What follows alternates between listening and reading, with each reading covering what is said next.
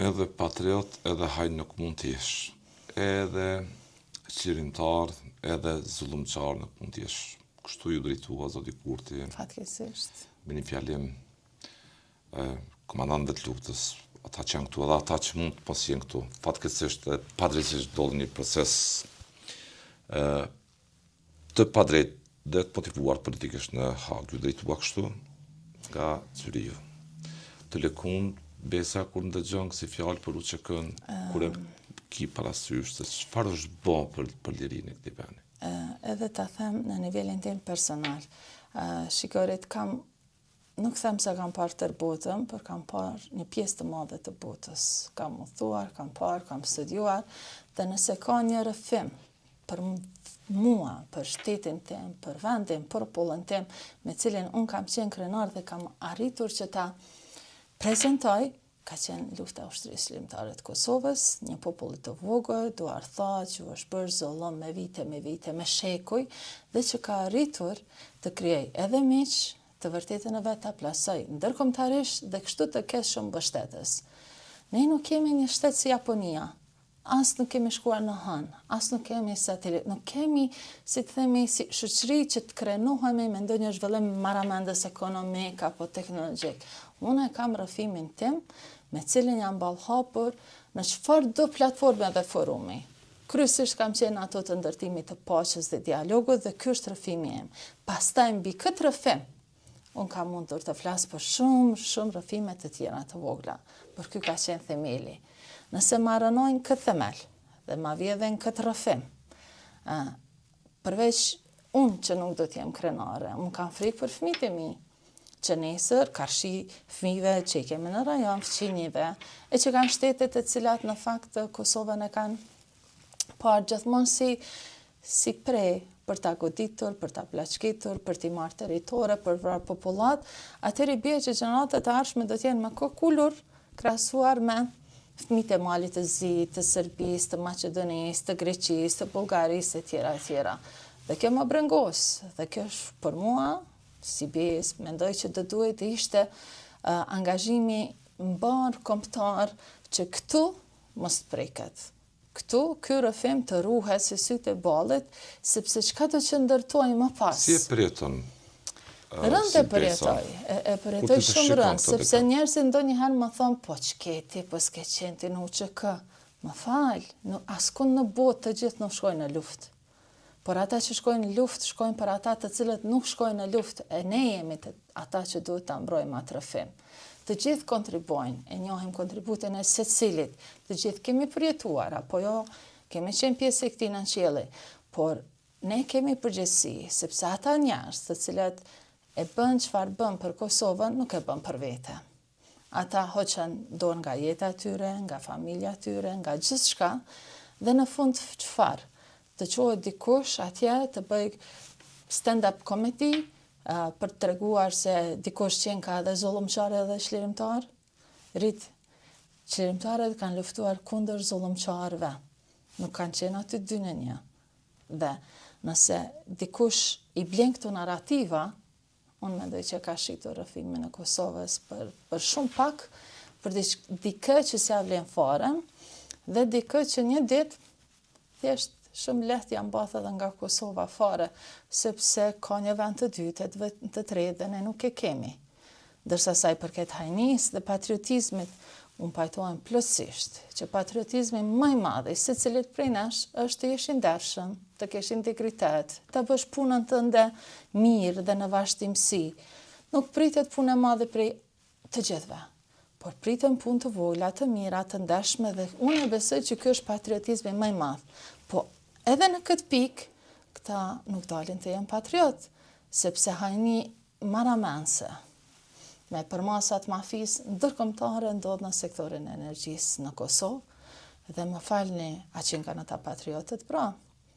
Pastaj na vijnë neve edhe nga bashkësia ndërkombëtare shpesh vretje, sepse kemi miq, jo sepse na shohin inferior, si që mundohen të plasojnë këta rrëfime të tilla, që ne kemi kurriz dhe ne kemi identitet. Jo, gjithmonë miku të këshillon, dhe unë ato raporte me cilat tar jetës time kam punuar dhe jam konsultuar, unë i kam parë si dashamirësi. Dhe nëse këto shtete ndërkombëtare thonë ju nuk guxoni të jeni të varur nga rajoni për energji, dhe të jesh i varur do thotë të japësh një pjesë shumë të madhe sovranitetit tënd, sidomos në energji. Sot sovraniteti më i madh është në energji, në ekonomi, dhe të sheh se pastaj miliona e miliarda jepen pikërisht në rajon me afera të ndërlikuara korruptuese. Pra pyetja shtrohet ku na qenë kanë patriotët.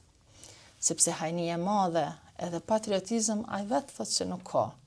Dhe sa kohë që ka hajni të këtyre përmasave, atëherë bie që patriotizmi në këtë pikë është zero. Besa, çka është në fal UÇK-ja për ju? UÇK-ja është ai që më jep mu emër.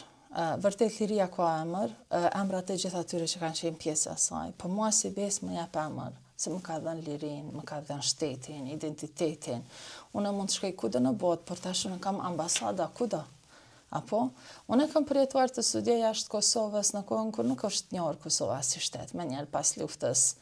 Dhe shpesh u them edhe studentëve të mi, atëherë isha në studime në Jordani dhe më duhej si gjithmonë ato procedurat e njohës si diplomave, di si shkojnë, dhe më thonin Kosova, a mund shkosh te ambasada e Bosnës?